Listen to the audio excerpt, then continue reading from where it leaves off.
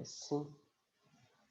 Então, pessoal, bom dia. Espero que estejam bem nessa sexta-feira, terminando mais uma semana aí. Na aula de hoje, eu começo uma maratona de resolução de provas. Hoje, dia 6, eu estou atendendo ao pedido da Nicole, que pediu que eu resolvesse, junto com vocês, uma prova da Univangélica. Eu peguei a prova do vestibular de medicina 2019-1, foi a mais recente que eu encontrei na própria página da instituição. Eu evito pegar essas provas em outras páginas, porque exige pelo menos que a gente confira com alguém que fez realmente a prova, para saber, né, se não foi alterada, se não é um arquivo falso, ou até mesmo vírus. Então, eu fiz opção por uma prova que estivesse no site da instituição, tá bom? A prova está ali no chat, eu já postei 2 vezes o arquivo, mas de qualquer maneira, eu vou abrir aqui na tela para vocês.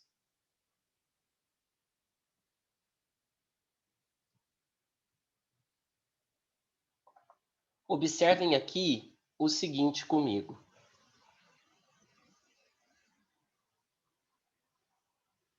Esta aqui é a prova da Evangélica, certo? Vem uma primeira página, como vocês já sabem, com as instruções, inclusive instruções sobre matrícula.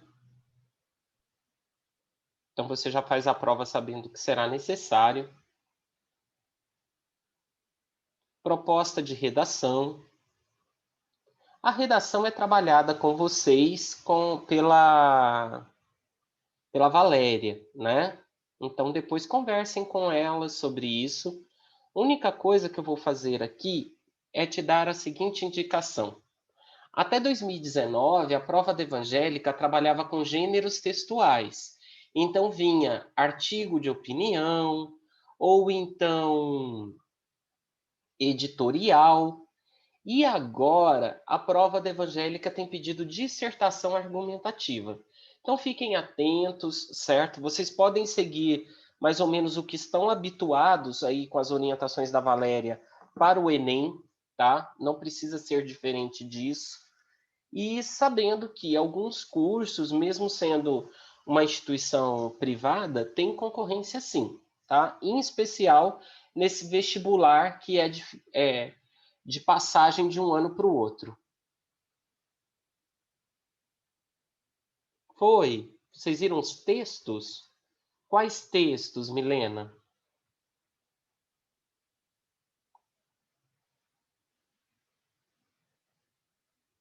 Inclusive, o estilo dos temas mudaram um pouquinho, tá? Por exemplo, a cultura do improviso no Brasil, práticas e resultados.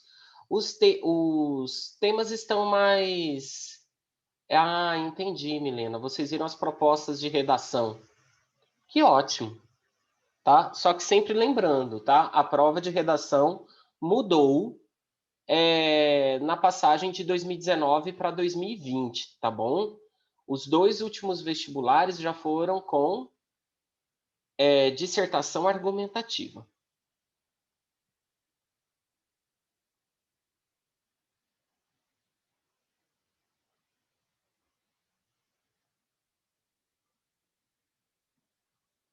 Aqui, pessoal, então nós começaremos a resolução da prova, certo?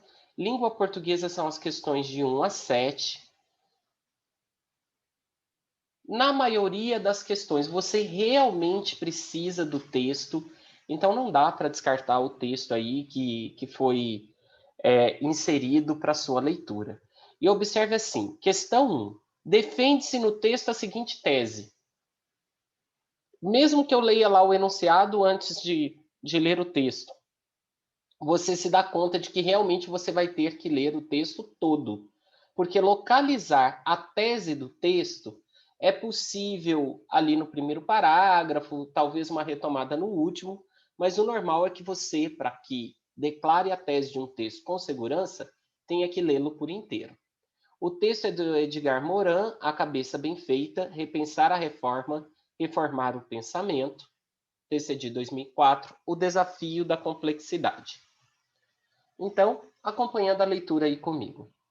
Há uma inadequação cada vez mais ampla e grave entre os saberes separados entre disciplinas, e, por outro lado, realidades ou problemas cada vez mais transversais, multidimensionais, globais e planetários.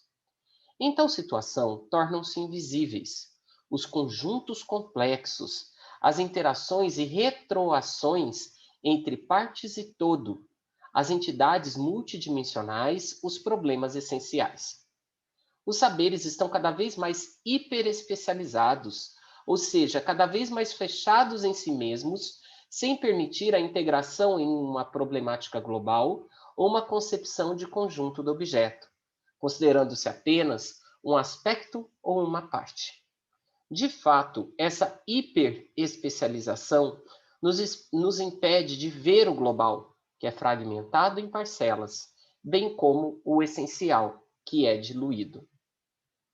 Ora, os problemas essenciais nunca são parceláveis, e os problemas globais são cada vez mais essenciais. Além disso, todos os problemas particulares só podem ser posicionados e pensados corretamente em seus contextos. E o próprio contexto desses problemas deve ser posicionado cada vez mais no contexto planetário. Os desenvolvimentos próprios do nosso século e de nossa era planetária nos confrontam inevitavelmente e com mais e mais frequência com os desafios da complexidade. Ela só é de fato considerada quando os componentes que constituem um todo, como o econômico, o político, o sociológico, o psicológico, o afetivo, o mitológico, são vistos de modo inseparável, considerando-se a interdependência e interatividade entre as partes e o todo, e entre o todo e as partes.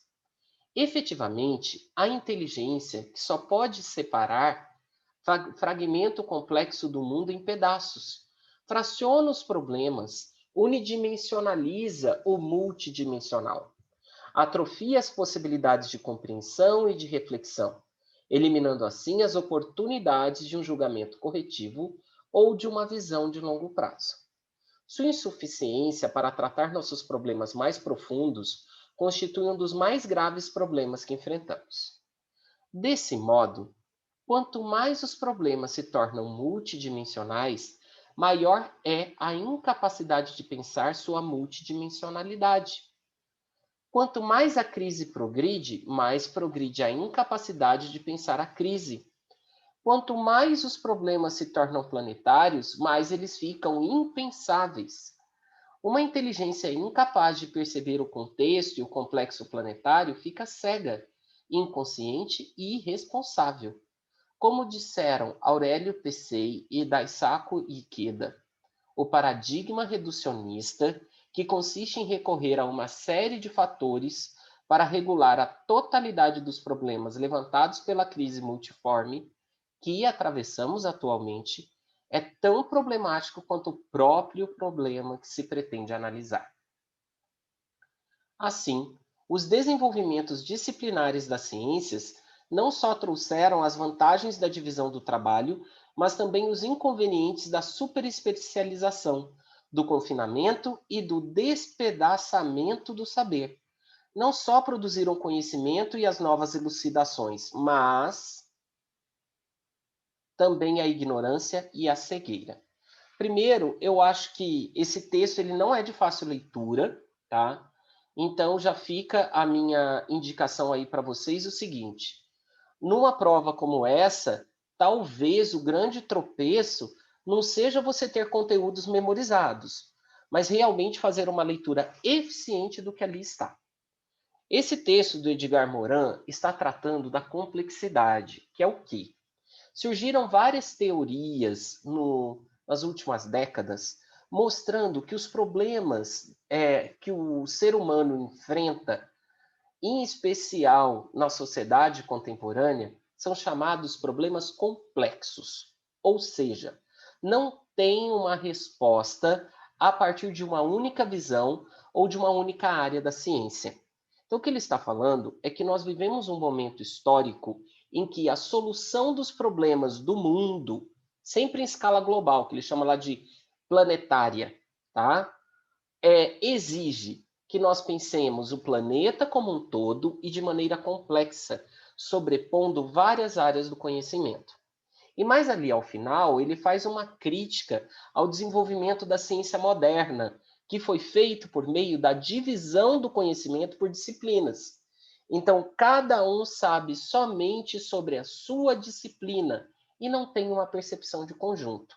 E isso foi aprofundado com o desenvolvimento técnico e científico. As pessoas passaram a entender ainda mais especificamente sobre um item da sua área e não do conjunto.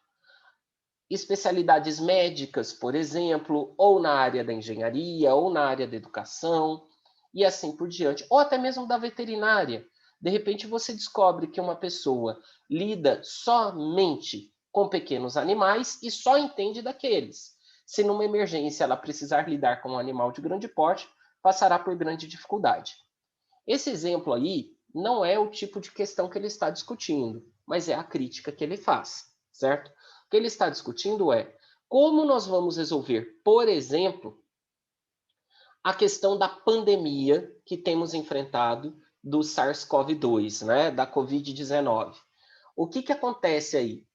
É possível pensar o combate à Covid-19 a partir de um só lugar? Ou nós temos que pensar em escala global? Além disso, a Covid-19 afetou a economia, afetou política, aspectos culturais, hábitos de consumo. Olha o sistema educacional. Eu vou fazer uma palestra para professores de Angola em janeiro, no dia 23 de janeiro. E lá não teve opção. As escolas ficaram paradas o ano todo, sem ofertar nada. Eles não conseguiram se adaptar ao contexto, certo?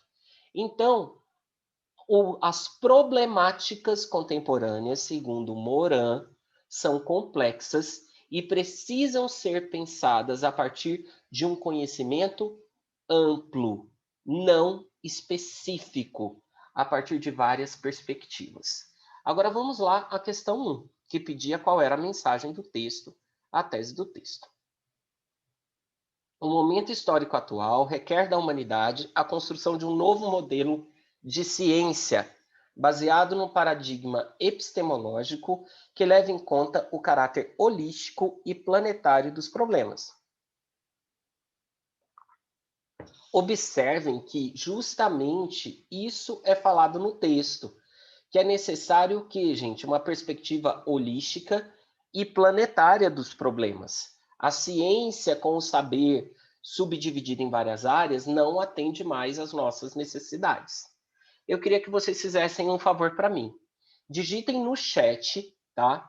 Palavras presentes aqui com as quais vocês não estão habituados e que não sabem o significado, para que a gente discuta. Vejam que o vocabulário nesta questão é uma barreira. Letra B. A hiperespecialização da ciência é a solução que os cientistas encontraram para expandir o conhecimento sobre unidades naturais muito pequenas e deve ser expandida para a investigação de objetos maiores não naturais. Até o pequenas, a informação que ali está correta e está presente no texto, mas não é a tese defendida. Por quê? A questão pede a tese, a ideia central. Isso é um dos argumentos. O que está após a vírgula ali de pequenas não está no texto, certo? Então, o que ele fala é o seguinte: a ciência foi se hiperespecializando para oferecer cada vez mais conhecimentos profundos sobre as unidades, sobre as problemáticas que se apresentam, certo? Agora, ele não discute se essas unidades são naturais ou não naturais. Letra C.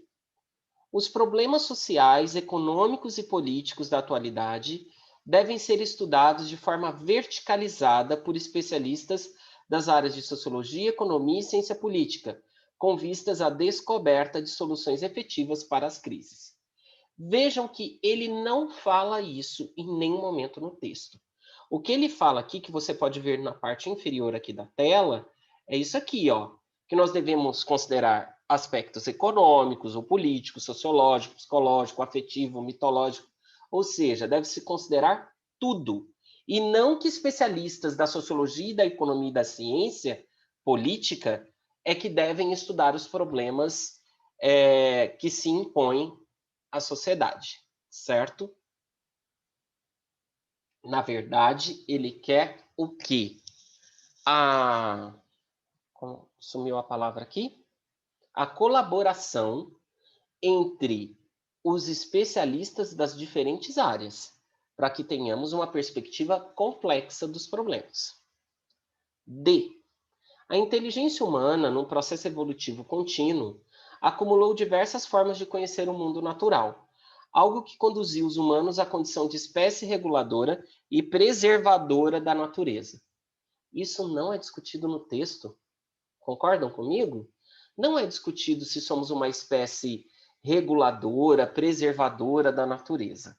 Então, a tese do texto do Morin é realmente a que está na letra A, certo? Questão 1, letra A. Defende-se no texto a seguinte tese: o momento histórico atual requer da humanidade a construção de um novo modelo de ciência baseado num paradigma epistemológico que leva em conta o caráter holístico e planetário dos problemas. Pessoal, tudo bem com o vocabulário dessa questão? Todas as palavras ali são de conhecimento e controle de vocês?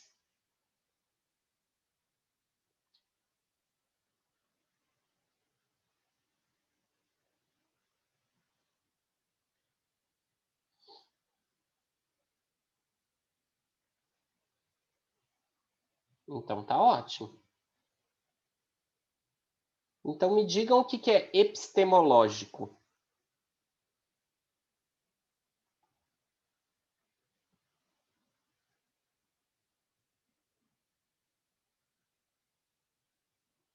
Pois é.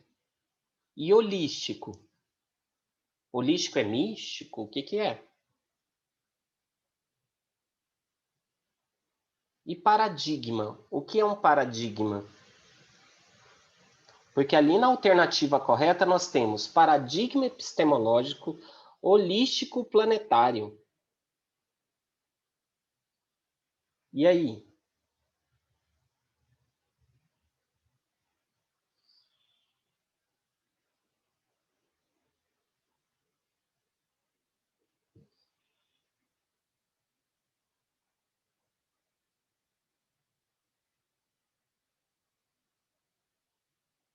Quem está assistindo essa aula, dá um oi ali no chat para mim.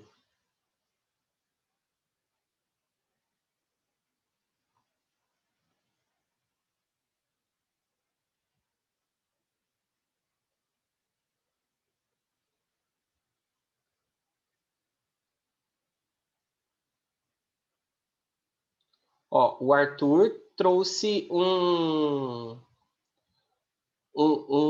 norte, né, uma direção para compreender holístico, certo? Holístico eu entendo por causa do holo, né? Holo de holográfico, de holocausto, que significa todo completo. Então, uma percepção holística é uma percepção que considera o todo, certo? Então, aquilo que é holístico é que percebe o conjunto e não somente um pedaço, uma especialidade, um pequeno foco ali da situação, tá? Então, holístico é quando se trata do todo, do conjunto, tá bom? A Milena indicou aqui o conceito de paradigma. Paradigma é uma espécie de padrão. Porém, Milena, aqui ele está falando de paradigma nas ciências, tá? Um paradigma epistemológico.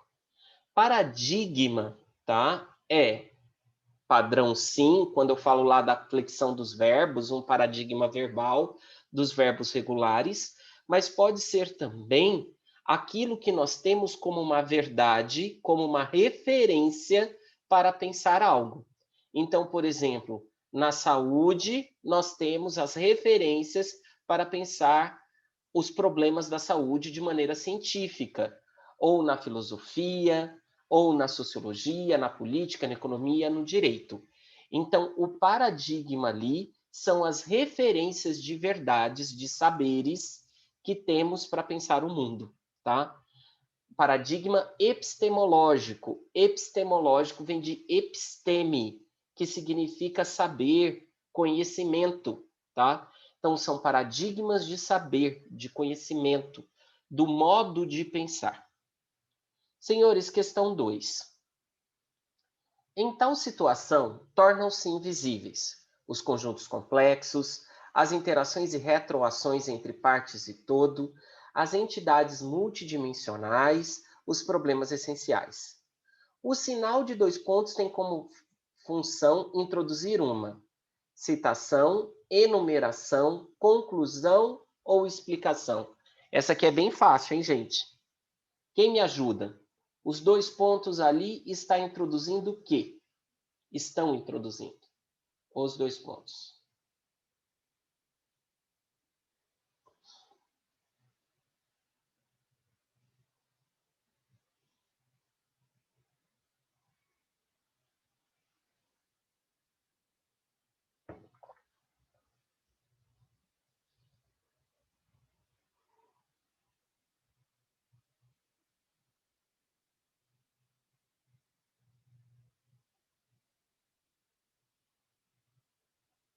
Ninguém vai me dar uma resposta? Que legal!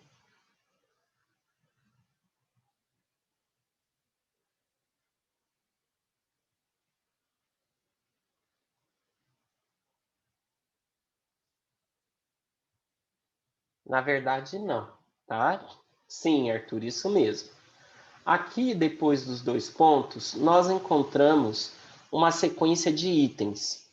Os conjuntos complexos, as interações e retroações entre partes e todo, as entidades multidimensionais, os problemas essenciais.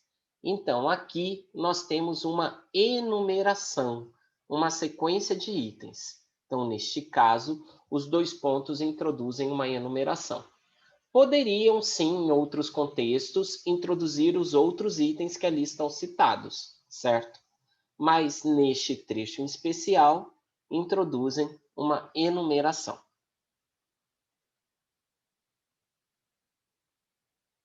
Questão número 3.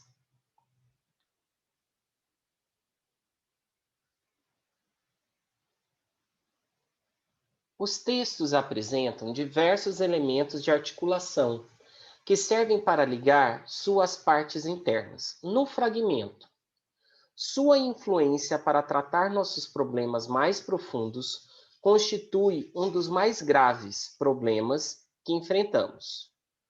O pronome sua se articula a um termo anterior, portanto, faz uma retomada possessiva de visão, compreensão, inteligência ou reflexão. Para isso, nós temos que ir lá ao 5º parágrafo, certo? E observar o que está sendo retomado pelo pronome sua. Então, vamos olhar aqui os parágrafos comigo. 1, 2, 3 até planetário, 4 de o desenvolvimento até todas as partes. E aqui está o 5º parágrafo.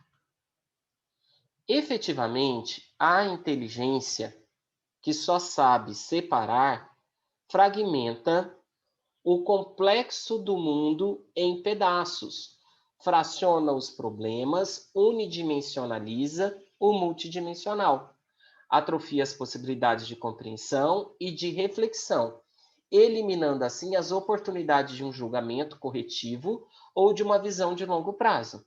Sua insuficiência para tratar nossos problemas, insuficiência de quê? Da inteligência. Dessa inteligência que fragmenta, certo? Que impede a percepção do todo e por aí vai embora. Então, na número 3, nós marcaríamos letra C, inteligência.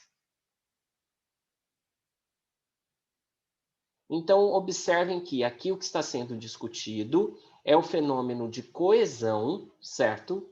E o sua se referindo a uma palavra anterior. Então, o sua aqui tem um efeito anafórico. que retoma um termo já citado no texto.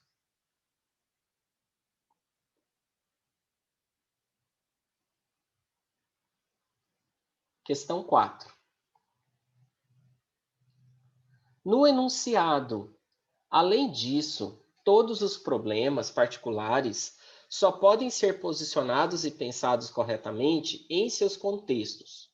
O elemento, além disso, funciona do ponto de vista retórico como um elemento introdutor de um ou uma contra-evidência, conclusão lógica, paráfrase explicativa, argumento adicional. Olhem que questão simples, ele está trabalhando os operadores argumentativos aqui, lá da sua aula de redação, que provavelmente vocês viram com a Valéria, né? Os conectores a serem utilizados para estabelecer sentido dentro do texto. Ou, além disso, estabelece qual desses 4 sentidos?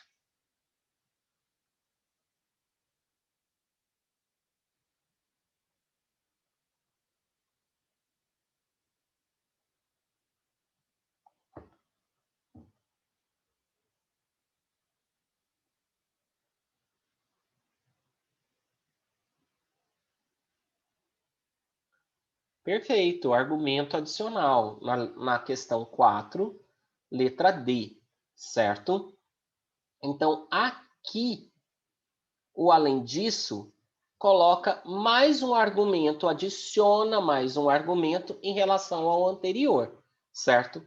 Paráfrase explicativa é quando nós reafirmamos algo que já foi dito com outras palavras, ou seja, uma paráfrase, explicando o que apareceu anteriormente.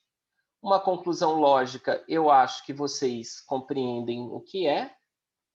Contra-evidência seria colocar uma oposição, colocar uma evidência que contraria o que foi dito anteriormente. Agora vamos à questão 5. Vejam que gramática pura quase não é cobrada nessa prova.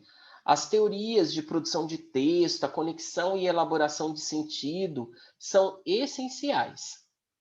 Considere o seguinte fragmento. Desse modo, quanto mais os problemas se tornam multidimensionais, maior é a incapacidade de pensar sua multidimensionalidade. Quanto mais a crise progride, mais progride a incapacidade de pensar a crise. Quanto mais os problemas se tornam planetários, mais eles ficam impensáveis. Esse trecho busca construir uma ideia de comparação. As 3 cláusulas aí presentes mostram que há, entre as partes comparadas, uma relação de. Então veja ali, no trecho vai acontecendo assim. Quanto mais os problemas se tornam multidimensionais, maior a incapacidade de pensar sua multidimensionalidade. Quanto mais a crise progride, mais tarará. Quanto mais os problemas, mais tarará. É essa a estrutura. Quanto mais, mais. Consequência direta, já que a primeira parte de cada cláusula incide sobre a segunda, um efeito inevitável. Crescimento proporcional, uma vez que ambas as partes apresentam uma mesma tendência de evolução.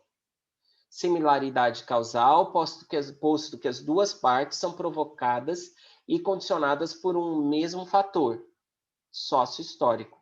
Ali tem um errinho de digitação, né? Está mesmo fator. Letra D. Particularidade funcional, visto que cada parte das cláusulas tem a sua própria lógica de funcionamento evolutivo. E aí, pessoal? Quanto mais traz ideia de consequência, de crescimento proporcional, de similaridade ou de particularidade? Quanto mais. Quanto mais. Qual que é a ideia aí?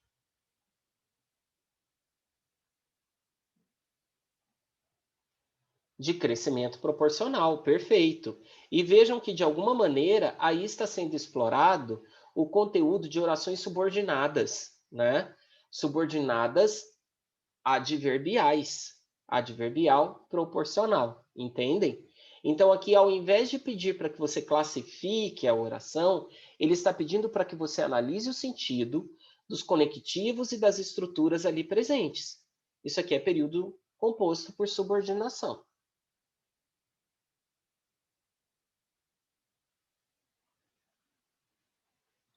Dá tempo de fazer a questão 6 nesse último minutinho aí comigo, tá? No enunciado, efetivamente, a inteligência que só sabe separar fragmento complexo do mundo em pedaços separados, fraciona os problemas, unidimensionaliza o multidimensional. O advérbio efetivamente expressa frequência, dúvida, ênfase ou possibilidade. Veja que é uma questão de vocabulário. Efetivamente expressa qual ideia?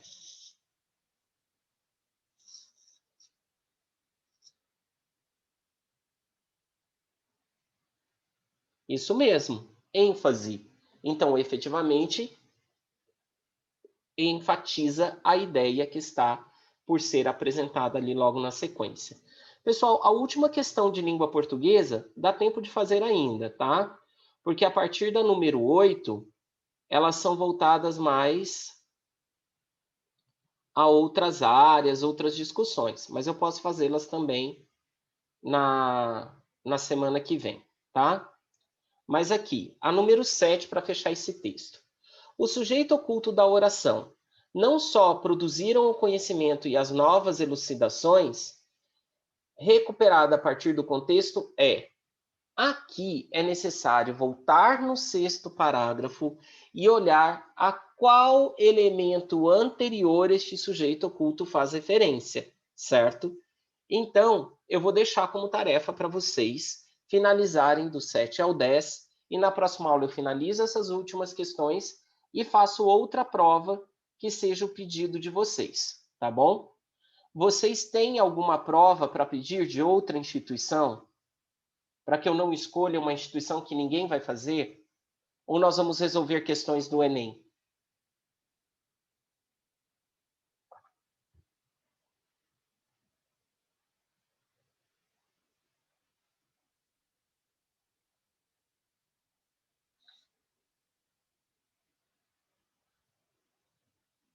Tá, então de repente eu vou montar uma próxima lista com questões Enem. Resolveremos provas do Enem, tá bom?